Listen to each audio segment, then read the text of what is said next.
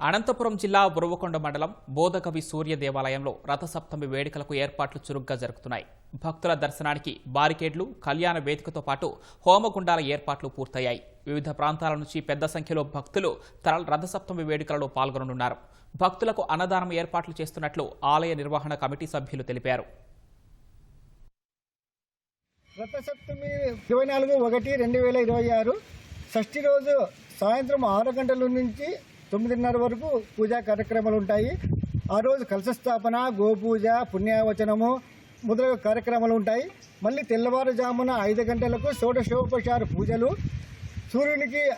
శివునికి అభిషేకము, రుద్రాభిషేకము 7 గంటల నుంచి 9 గంటల వరకు కళ్యాణోత్సవం జరుగుతుంది.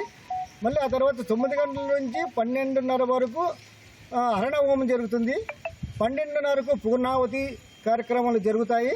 ఇక్కడ వేలాది మందిగా తరలి వస్తున్నటువంటి భక్తాదులు కూడా ఈ సూర్యనారాయణ సేవా సమితి ద్వారా బ్రహ్మాండమైన ఏర్పాట్లు అన్నీ చేయడం జరిగింది.